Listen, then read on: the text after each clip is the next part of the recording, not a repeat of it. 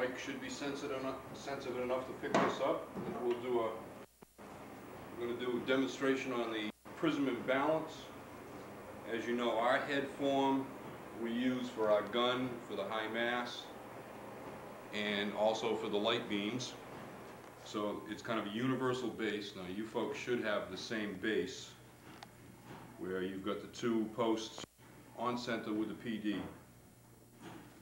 The other modification that you have to do to the head is you're going to have to drill holes clear through his head.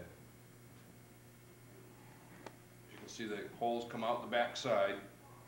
They're 19mm holes at a 69mm PD. Now you got to be extremely careful when you drill your holes that you set up fixture off of the post probably to hold it, to drill your holes nice and straight. You got to be real careful on that. Then we just take the head and he mounts on our beam. We've made a fixture. I'll show you the fixture in detail in a few minutes. So that he drops on like that.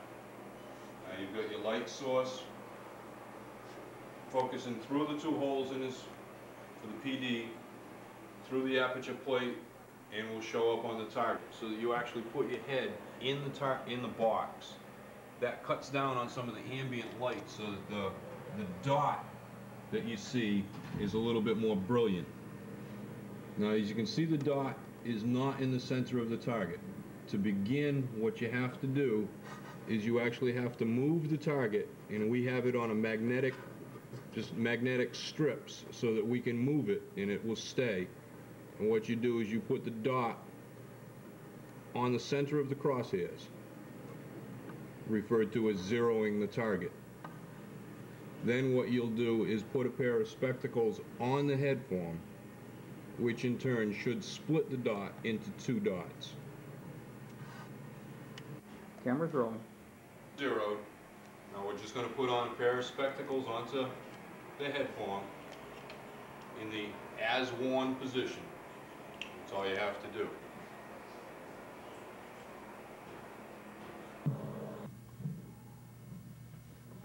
Okay, after we've put the spectacle on, you can see that the dot has split into two dots.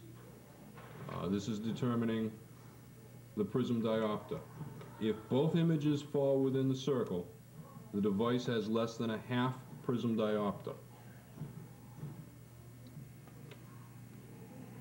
The next test is to determine the prism imbalance, both horizontal and vertical. This is going to be determining base in and base out conditions. The horizontal deviation by slowly blocking the right beam, and it's a right beam as you're looking at the head form from the target. If the right pinhole image disappears, horizontal prism is base out. Now, we're blocking the right beam. We'll show you how we block the right beam. We just have a little pneumatic flapper plate where I have a little squeeze bulb, and by squeezing it, all you're doing is breaking the beam. You can have somebody that would stand there and just run their finger across it so that you can determine which one's which. Okay, on this product we have a base out condition. For the base out condition, shift the target so that the left image falls on the crosshairs. Putting the left image on the crosshairs. If the right image falls within the rectangle defined by points A, B, C, and D, which is you'll have to refer to the paper, it's the right side, right triangle, the device passes for both horizontal and vertical imbalance. Now here we have the beginning of the system. This is the light source. Now you folks have the exact same lights that we do. And as you can see, we just have it clamped onto the base. The neck is flexible, so we've bent it around, made a fixture to hold the light in place, bolted down through the top. Very simple. The light shines into the condenser lens system. Now this system is just a piece of PVC pipe that is holding the lens system. The system itself consists of 3 of the magnifying lenses separated by a 7.1 millimeter ring, so the lenses themselves are never touching each other. Now this whole system just slides up inside the housing that we've made out of the plastic pipe to hold the lenses. And then we have a little ring, just a press fit ring, that'll snap in just to hold the lenses in place. And really that's all there is to that system. Now in front of the system is we have the aperture plate, which consists of a 1/2 millimeter pinhole.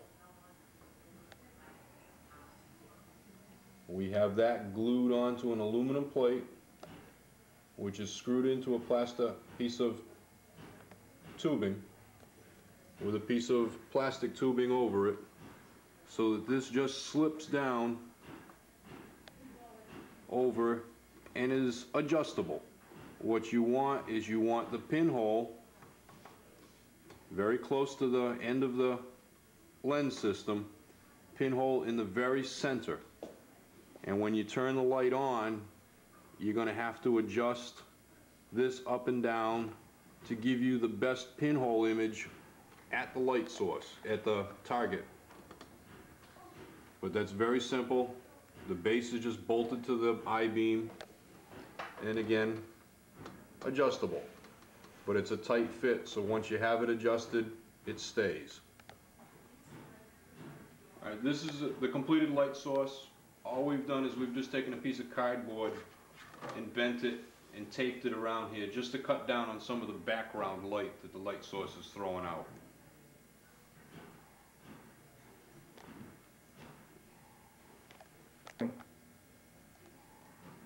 The next component in the system is this fixture here. Again, we're using plastic pipe. Mounted in the pipe is a 100 millimeter diameter, 1000 millimeter focal length lens. Again, just a piece of pipe onto the piece of aluminum bolted down to the I-beam.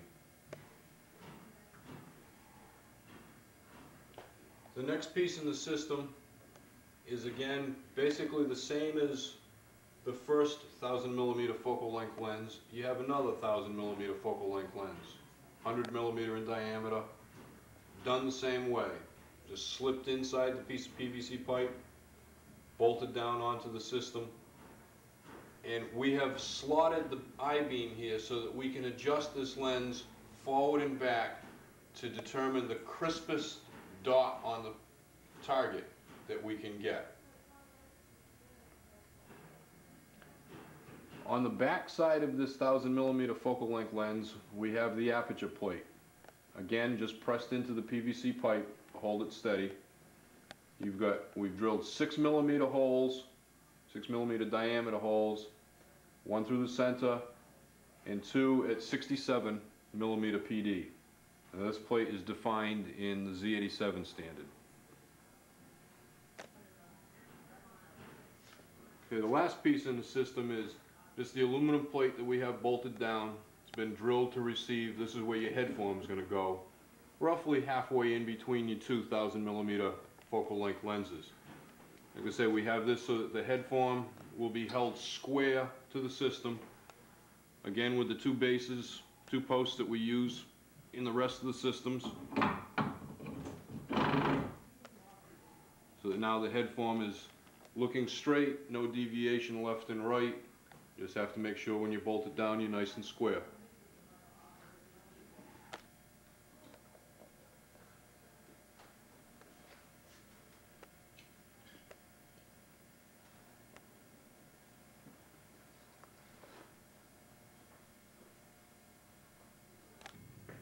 Okay, the system is zeroed, as in the pinhole is in the center of the crosshairs.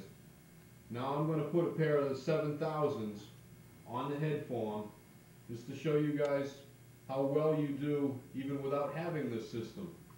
Now here I'm putting the lenses on the head form, and you'll notice that the image doesn't even really split into two distinct dots. They are correct enough that the dot remains a single dot. These products are excellent.